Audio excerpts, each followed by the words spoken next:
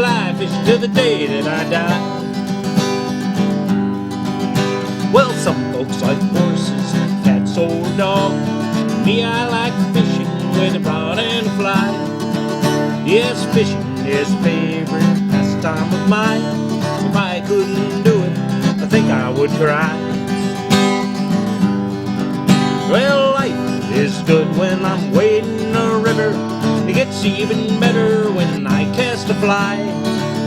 If I catch a trout, it don't really matter. It's fun just to be here and give it a try. Spring has Hi folks, welcome to today's show. My name is Kurt Nelson, and I'm the host of Riffles and Waves. I'm glad you could join me today, and I hope you are all healthy. As we all know, health is very important to each and every one of us. And due to some recent bad health, I was put in the hospital. And I would like to thank everybody down in general for taking such good care of me. And I appreciate their time and effort at their job. And I know they work very hard. And I, for one, appreciate it. Now, speaking of health, health is not just important to human beings. It's important to animals. It's important to all kinds of species. And there's other things that require health. Trees, for instance, are a living thing, and they can become sick and unhealthy. A forest can be unhealthy. If you have a nice old growth forest and you clear cut a big swath through it, it's going to create some unhealthy problems for that forest. And perhaps some good things will come out of that as well, as the open space is generated. But if the forest isn't big enough to survive that amount of clear cut or cutting, it will have damaging and lasting effects on that forest. Now, when you start talking about a trout stream or a river, well, trout are an indicator of good, clean water and a healthy ecosystem. Mayflies require clean, cold water just like trout do, and they will thrive in a healthy ecosystem. So the next time you go to a Mets game and you see all those mayflies falling out of the air, that's a good sign that we have a healthy river in our neighborhood. And that would be the Susquehanna and perhaps the Shenango. They both have good hatches of flies there. Now today I'm going to show today is one of a two-part series here. The second part will deal with forestry and clear cutting, which I just talked a little about. But today's show we're going to focus on the health of rivers and ecosystems and how they kind of play a bigger role than we even are yet to imagine in our lives and the Earth's health. Okay, so the video I'm going to show today is called Snake River Salmon. Can we save them? And before I get into that, I'd like to show you some of my little drawings here. Now, the Snake River is in Idaho, and before the dams, there were canneries, there were fishermen who went out in the ocean, and there were fishermen on the land who had guides and boats and fishing equipment. So billions of dollars were generated, and more people profited than any of these dams have yet to even see. And the statistics that I've heard are that the energy produced by the dams on Snake Creek are less than 1% of the energy needed in the West, and we could easily do without them because the salmon are so important as part of the economy, a bigger portion of the economy than one hydro dam or two hydro dams, and they're more important. And the salmon, when they go out to the ocean, they're they're smolt, and they run out here. They're small. They feed. They get eaten by other seals, and other creatures feed on them. And they go out in the Pacific Ocean and swim around for about 2 or 3 years before they reach maturity to come home and run upstream and then spawn. Okay? So the salmon are out there in the ocean for 2 or 3 years. The time they spend here is the time we share with them is just a small part of their life cycle. And they are an important key to the health of the Pacific Ocean. So not only do we owe it to the salmon that are going extinct in Idaho, we owe it to the ocean and the ocean's health. Because if these oceans become unhealthy, we're in trouble as a species. Big time. And that's just common sense right there. They've had sightings of killer whales killing other whales, which they have never seen happen, and there's been no documentation that it's ever happened, to my knowledge, until we wiped out the salmon enough so that the killer whales were so hungry they had to feed on whatever they can. The seals now are living in California where food is easily gotten and near the shore, but they would prefer to be out in the ocean feeding on salmon and smolt and things like that. So we've done a lot of damage here to the Snake River system and the Pacific Ocean. So sit back, watch this video, and when we come back, I'll probably give away a prize today, and I think it's going to be a Riffles and Waves hat. So stay tuned.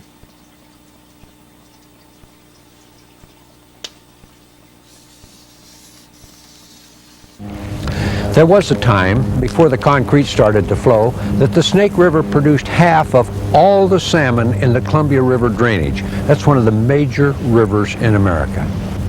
But the gauntlet of federal dams constructed to build the industry of the Northwest proved to be insurmountable, even for the king salmon, that mighty legendary fighter that holds such symbolic significance here. The confounding reality is we have the power to change the configuration and the operation of these dams. We have the power to save the salmon. The fight to save the salmon of the Northwest has national significance because, as in the case of the mighty bald eagle, it proves once again the tremendous importance of the Endangered Species Act. We must once again demonstrate the value of this important environmental law, and the salmon is the proper vehicle in which to do this. That creature that is the center of spiritual religion and a very significant part of this entire region must not be permitted to move into extinction. Your help is essential. Contact your congressman and urge them to see that the federal agencies, particularly the Army Corps of Engineers and the Bonneville Power Administration, become a part of the solution, and that they not resist change of a river system management that's going to make a museum piece out of the mighty salmon. There are two very important federal actions that must take place. First of all, the Army Corps of Engineers must be authorized to make the necessary structural changes, and OMB must be instructed to give BPA the necessary flexibility that it takes in their repayment schedule. Time is precious, ladies and gentlemen. Act now to save the salmon. Future generations will be in your debt. The Salmon River no longer teems with Chinook salmon, and not one redfish returned to Redfish Lake last year, where once the bright vermilion of the sockeyes was a common sight. The great fish runs seem to have gone the way of the buffalo.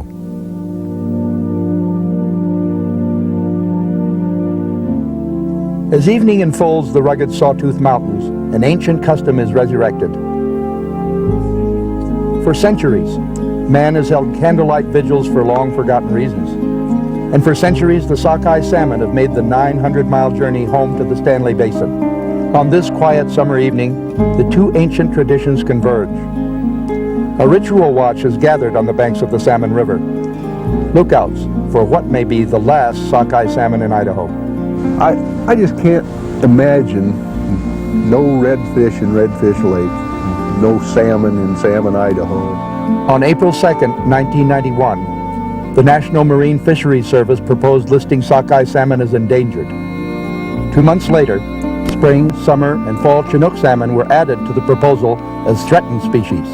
They're being listed because they're going away. The wild salmon in Idaho are in real bad trouble. The coho are extinct. The fall Chinook are down to less than 100. The spring and summer Chinook are down to a few hundred. We're down to the California condor stage with sockeye. Near midnight on this August evening, the candlelight watch melts away, disappointed. But early the next morning comes the reward. For the first time in 2 years, a sockeye salmon returns from the ocean to its spawning grounds at Redfish Lake. It was great to actually have a sockeye actually come back to our hatchery. It's been since 1989 that I've seen one, and this morning we got one 21 inches long. We think it's a male. 2 more males and 1 female eventually join the first pioneer.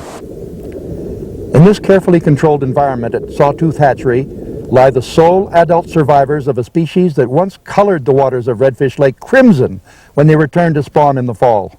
It's a tremendous lesson for people to learn that gosh, here's a fish that lives in this harsh alpine sterile environment and migrates 950 miles to the ocean and goes almost to the coast of Japan and makes this huge circle in the ocean and then comes back to this river and comes up through all this commerce and industry and back to this pristine high mountain country. We can't lose that. Arduous though that return journey may be, it's the trip to the ocean that is killing these fish. In the early part of this century, a sockeye or Chinook smolt would wash down the roaring runoff of the Snake and Columbia River system from Idaho to the ocean in about 8 days. This hasty journey allowed the small fish to avoid predators and permitted the extraordinary biological changes to take place that adapted from freshwater to saltwater. But as the West was settled, the tremendous force of the Columbia River system was looked upon as a source of power to be harnessed. Bonneville Dam was built in 1938. 7 more dams were added on the mainstream Columbia and Lower Snake by 1975. The Middle Snake added 3 more, the last being Hell's Canyon Dam, built in 1967. Now that same smolt can take from 20 to 90 days to reach the ocean, if it gets there at all. Such a great number of them die during the out-migration process. And we talk about the dams, and people get real sensitive about the dams. It isn't necessarily the dams per se. It's the pools created by the dams and the system created by the dams of operating the river to maximize the hydroelectric system rather than to maximize the productivity of the fish. The answer is quite simply to make the river act like a river again. 70 to 90% of Idaho's salmon smolts never make it to the ocean. The number depends on water volume. These last 5 years of drought have had a devastating impact on salmon numbers. A good snowpack and a healthy spring runoff flushes the smolts through the reservoirs to Lower Granite Dam. Here, the Army Corps of Engineers has tried to transport the salmon in fish barges through the remaining dams. However, in low water years, the only way to ensure that the smolts flush through the slack water reservoirs is to reduce the volume in those reservoirs, thus creating the flow necessary to hasten the small fish on their way. That's a matter of technology. It took technology to build the dams, and we've got people in the United States military that can figure out how to build a site on an airplane that will allow us to drop bombs into elevator shafts from 2 miles away, and we can sure as the devil figure out some way to get salmon back up a river and around a dam. It's a matter of having the commitment, making the commitment to do it, instead of to argue about whether it needs to be done. What is the value of these fish? How do you put a price on a heritage? For years, salmon guide Bob Cole made his living on the Middle Fork of the Salmon River. His livelihood was tied up in these enormous fish. But for Bob Cole and other folks that remember the days of the big salmon runs, the intrinsic value of Idaho's salmon far outweighs the economic benefits. I'm not sure that I'll ever see it again. I feel bad about it. It's fishing's been a big thing all my life, ever since I was just a little kid. And to guide people that's never seen a fish that big, it's great to see them catch one of them. If they'd hook a fish, you never knew what was going to happen. They might bail off in the river, they might throw their pole in the river. It's just, it was great. Bob guided out of Middle Fork Lodge, located in the Frank Church River of No Return wilderness. Here, along the Middle Fork of the Salmon River, lies pristine habitat, perfect for salmon spawning. The few remaining wild salmon return here in late summer to build nests in the stream bottom to lay their eggs. These nests are called redds. See that swell on the water surface right ahead of us there? There's probably red in there, probably several. Each summer at this time, Fish and Game biologist Terry Holubetz and his crew conduct what is called a red count. One way or another, either by helicopter, airplane, drift boat, or just plain walking along the tributaries, the many miles of Idaho's pristine spawning habitat is surveyed for salmon nests. Here we have an area that the female has dug out and laid the eggs in about this area right here. And then she went upstream and dug farther up and covered up those eggs. Although there are isolated pockets of habitat that could use some improvement, for the most part, biologists have found Idaho's wilderness rivers to be prime spawning grounds for wild salmon. Okay, 3 reds so far. And this area in the next 100 meters or so usually has a lot of reds in it. In late spring, the salmon smolts emerge from their gravel nests and the count begins again. Biologists use snorkeling gear to count the juveniles. At this point, prior to their migration to the ocean, salmon numbers are good. But from the time a juvenile fish leaves here to the time it arrives here is the danger zone for these smolts.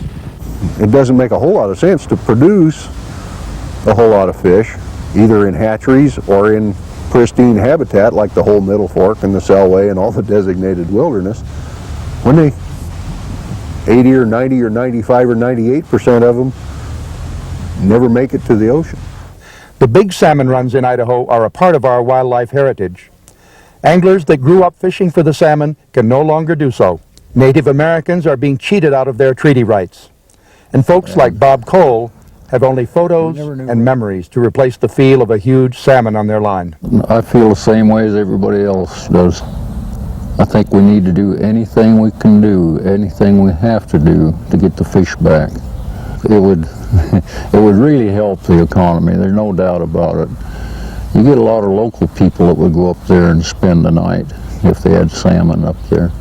There's so many of the people that were just going through Stanley Basin, be there for a day or two, and drive down the road and see somebody packing a 25-pound salmon up the shoulder of the road, and they'd burn the rubber and want to know who could take them fishing. And it was great. Idaho's lost the buffalo, virtually eliminated the wolf. Caribou and grizzly bear teeter on the edge of extinction. The salmon has shown its determination to survive by its incredible 900-mile journey. Now it's up to man to match that fortitude. And I think the nation is losing something. These fish go away, they're not going to come back. I hope you enjoyed that clip. I received that film from the governor of Idaho probably about 6 or 7 years ago. So you can see how the effects of the dams back then have pretty much probably wiped out any wild salmon returning. So all the salmon that are in the system now are probably stocked from hatchery fish, which is a real shame to be able to sit here and say that 7 species of salmon have gone extinct in my lifetime. Is I'm kind of ashamed to say that I'm human in that sense. We have to stop this needless destruction of species, and thinking that money for a few rich guys who own the hydro plant is more important than money to all the fishermen in the ocean, all the canneries that can the salmon, and all the fishermen and guides along. There's billions of dollars that are built into the salmon in a healthy system. A healthy system is one with full of fish. This is not a healthy situation with a dam on it. It destroys tens of thousands of years of migration. The salmon, even when this was covered with snow and ice, they would run up these rivers to spawn underneath the ice flows. There was always running water underneath there somewhere, and they would go up these streams to spawn. So they've been around for a long time, and they've evolved a very unique situation of living their life in salt water, returning to fresh water to spawn and make more of their own kind. And it just shows how if we work towards creating a healthy ecosystem, and one way would be to remove all the dams and make one river totally open. Put dams on some of the other ones. I'm willing to compromise in that sense, but at least the most important one is the Snake River, because that's where most of the salmon that I've been told came from. Almost 90% of the salmon in the Columbia River system came from the Snake River salmon.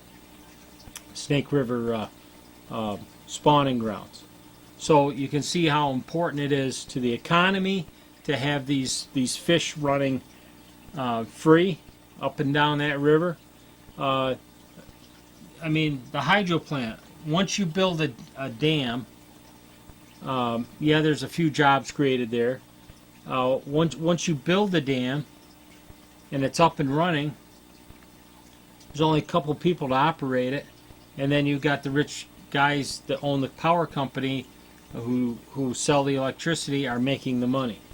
And for less than 1% of the energy needed out west, we could free these rivers and let the salmon run wild and do our fair share in protecting the health of the Pacific Ocean, because the salmon are part of the food chain in the Pacific Ocean and very important to it. Killer whales have been seen killing other whales in the last 7 years. Seals and sea lions have been living more on the coast for longer periods of time because there's no food out in the ocean. And so you can see that we have impacted the health of the Pacific Ocean. And then you look up to Alaska, where they have pretty sufficient runs of salmon. Everybody's going up there now to fish, which makes it more crowded, and perhaps has more of an impact on the salmon numbers in Alaska. Even if people catch and release, some of those salmon may not make it to the spawning ground because of the stress caused by fishing. And in the long run, I just want people to think about the health. Health is important to us all, and it's important to us to think of the health of the ecosystem that we live on, and that's planet Earth. I mean, Earth Day's coming up, and you got to keep that in mind. That if we don't take care of these places, we won't have these places to go salmon fishing. We won't have these places filled with trout. If we let these gravel mines continue to, break the rules of cutting all the trees down. If you go to Hillcrest, you'll see what I mean. They changed the course of the river causing problems for the Nimmelsburg sewage treatment plant. And they were washing their silt, and they're not allowed to do that with the current. And what that does is it causes the river downstream to become embedded with silt, which kills all the insects because they like to crawl under the rocks and eat the algae.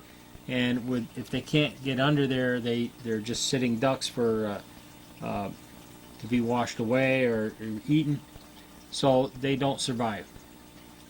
So it's important to keep all these things in mind when you're talking about health. And but anyway, coming to the end of the show, I guess. And what we have today is an official Riffles and Waves hat with my new logo on it. And this is going to go out to the first person who emails me at avkurt@mac.com. So get on your computer and send me an email saying that you want a Riffles and Waves hat.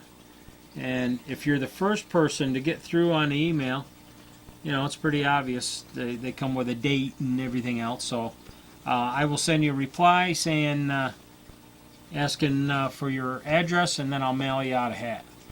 Real nice hat. It's one I designed.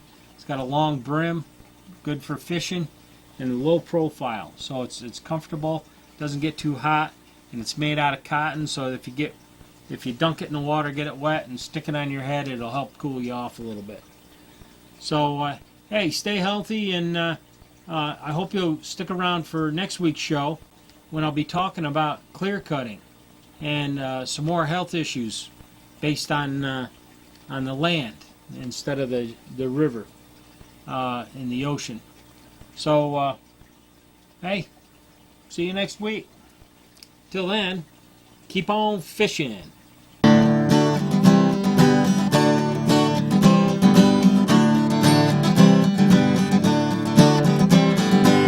Walking down by the river, what do I see? Fish swimming in the water, right by me. Turtle on that log, poking up in the sun. Ducks feeding in an eddy, looks like a lot of fun. Come on now, people, won't you listen to me? The river is a beautiful place to be. Walking down by the river, what do I see? Birds flying in the air, high above me. The river is a habitat many creatures call home. And if you don't like it, please leave it alone. Come on now, people, won't you listen to me? The river is a beautiful place to be. Come on now, people, won't you listen to me? The river is a beautiful place to be. Walking down by the river, you can really feel what freedom means and what is real. You can sit and think while you observe all the life that's around us and what it deserves. But come on now, people, won't you listen to me? The river is a beautiful place to be. But come on now, people, won't you listen to me? The river is a beautiful place to be. But come on now, people, won't you listen to me? The river is a beautiful place to be.